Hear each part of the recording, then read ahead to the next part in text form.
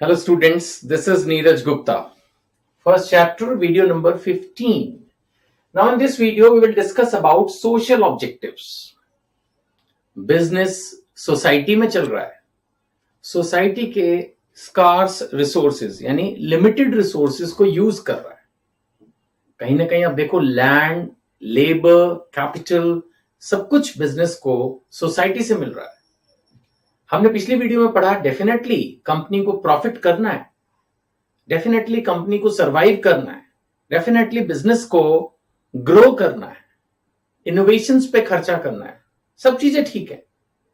लेकिन कंपनी को social objectives पे भी ध्यान रखना है. कंपनी ऐसा नहीं सोच सकती कि बस हम कमाते जाएं, ग्रो होते जाएं और कुछ ना करें उस समाज के लिए, उस सोसाइटी के लिए जिसमें वो बिजनेस एग्जिस्ट करता है. That is very important, right?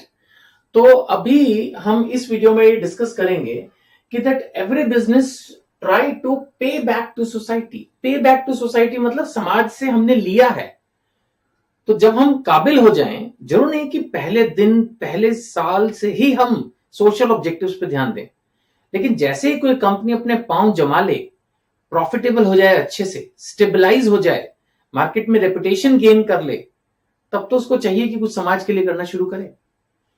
तो pay back to society is very important. We have certain obligations towards society. Obligation है, करना है, समाज के लिए करना है. क्या क्या कर सकते हैं? 6 पॉइंट्स दिए हैं. 1 2 3 4 5 6.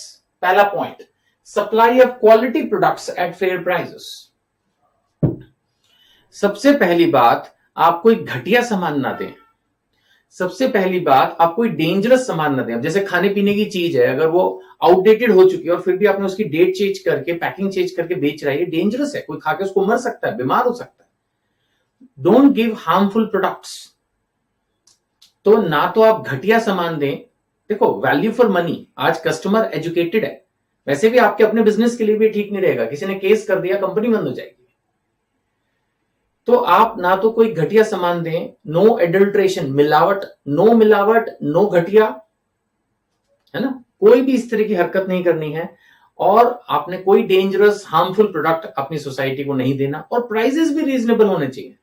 देखो, आज सपोज आपके प्रोडक्ट का मार्केट में कंपटीशन नहीं है और आप 100 रुपए की चीज 500 रुपए में बेचते हो, ये सोच के कि कोई है ही नहीं, मैं ही हूं, जो मर्जी करूं. लेकिन कल दूसरा बंदा एंटर कर जाएगा तो वो तुरंत आपकी पूरी मार्केट खत्म हो सकती है.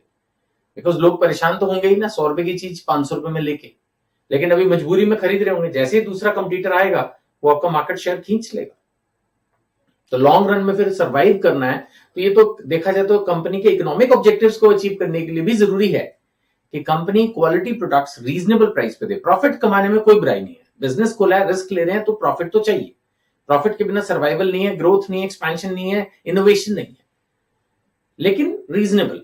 एबनॉर्मल प्रॉफिट्स की कोशिश करोगे, रिस्की है. दूसरी बात, अनफेयर ट्रेड प्रैक्टिस. नाम से ही क्लियर है, unfair trade practice. Trade practice यानी कि ट्रेडर्स कई बार ऐसी प्रैक्टिस कर सकते हैं, ऐसी हरकत कर सकते हैं जो कि अनफेयर है ना. जैसे ब्लैक मार्केटिंग, चीजों को महंगे में बेचना. जैसे कभी किसी जमाने में, आपने तो देखा ही नहीं होगा, किसी जमाने में सिनेमा हॉल की टिकटें जो है ना वो ब्लैक में बिकती थी. लोग पहले से खरीद लेते थे जिस फिल्म का शो ज्यादा हिट होता था, और फिर जब लोग सिनेमा हॉल में पहुंचते थे तो वहां हाउसफुल का बोर्ड होता था, तो फिर ब्लैक में टिकटें खरीद के, हमने खुद ब्लैक में टिकट्स खरीद के जो वो फिल्म देखी हुई. बहुत शुरू में, बिल्कुल जब हम छोटे थे, बच्चे थे मैं बोलूंगा, है ना, 18-20 साल के रहे होंगे बिल्कुल. तो मतलब आपकी एज के लगा लो. तो उस जमाने में बस, उसके बाद फिर धीरे धीरे ये कल्चर खत्म ही हो गया था. फिर धीरे धीरे तो मल्टीप्लेक्सेस आ गए, अब तो कोई प्रॉब्लम ही नहीं होती. वो बुक माई शो और उस पे सब ऑनलाइन टिकट्स मिल जाती हैं, तो ये सब धांधलेबाजी खत्म ही हो गई है ना. तो ये ब्लैक मार्केटिंग नहीं चलेगी कि आप चीजों को छुपा के रख लो और फिर जब कोई आए तो उसको महंगे दाम पर बेचो, कि मजबूरी का फायदा उठाओ, एमआरपी से भी ऊपर बेचना. That's black marketing. ऐसे इसमें एक आता है होर्डिंग. होर्डिंग का मतलब होता है इकट्ठा कर लेना एसेंशियल गुड्स को. खाने पीने की चीजें कुछ हैं, सपोज आप उनको होर्ड कर लो, मतलब अपने पास गोडाउन्स में इकट्ठा कर लो.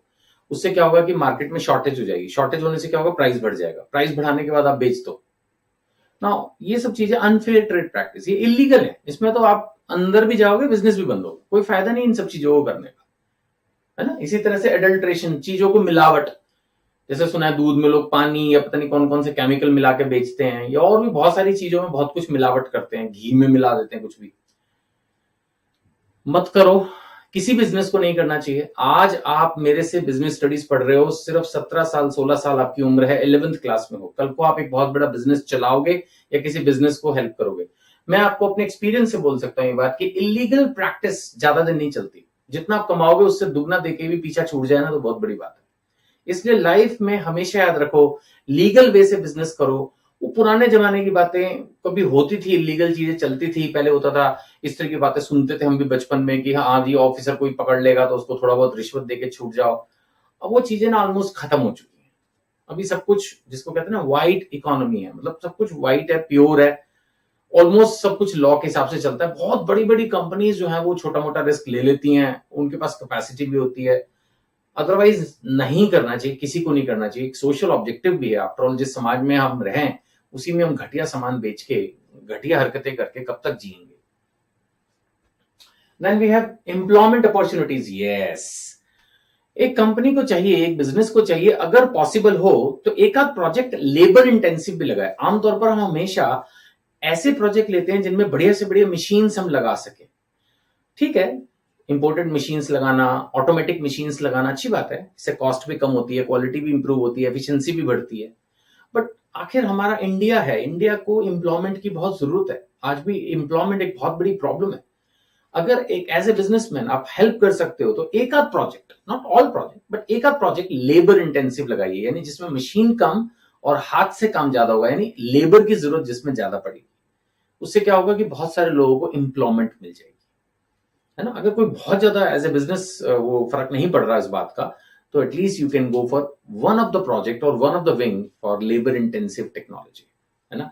इसके अलावा एम्प्लॉयमेंट देते वक्त कोशिश आप करें कि सबको रीजनेबल रेम्यूनरेशन दें, कोई डिस्क्रिमिनेशन ना करें बेस्ड ऑन कास्ट, कि इस कास्ट के लोगों को ही रखेंगे या इस कास्ट के लोगों को नहीं रखेंगे। ऐसा नहीं होना चाहिए किसी भी बिजनेस के अंदर।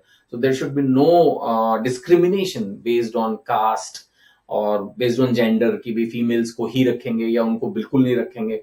So there should be no discrimination, equality होनी चाहिए, and that is what is expected on social grounds. Then protection of environment बहुत जरूरी है। आप ऐसा कोई काम ना करें जिससे, आप प्लास्टिक का कोई काम ना करें, जैसे अब माना उसमें दुनिया भर का पोल्यूशन होता है, या एयर पोल्यूशन, कोई भी इस तरह के आप डिस्चार्ज ना करें वाटर में, एयर में, नॉइज पोल्यूशन ना करें। कोई ऐसा पेंट या इस तरह का कोई कोई परफ्यूम तो मैंने गलत बोल दिया, मतलब समथिंग लाइक दैट, कोई इस तरह का एनवायरमेंट में कुछ चीजें रिलीज ना करें जिससे दूसरे लोगों को हेल्थ प्रॉब्लम्स हो। ठीक है, आपको बिजनेस करना है, लेकिन अगर आपका कुछ इस तरह का बिजनेस है तो आप रिमोट एरियाज में, बैकवर्ड एरियाज में जहां लोग बहुत कम रहते हैं, गवर्नमेंट से परमिशन लेके, लाइसेंस लेके, डेजिग्नेटेड प्लेसेस पर इस तरह के काम करें।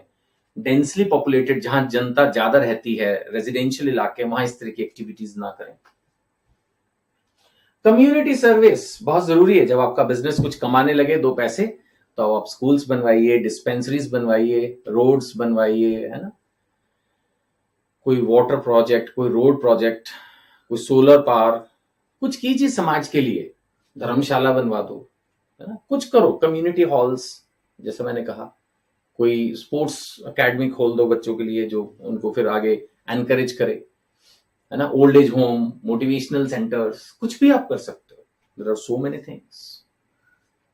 Then we have welfare of employees. अपने एम्प्लॉइज को सबसे अच्छे से रखो, वो तो आपकी अपनी धरोहर है।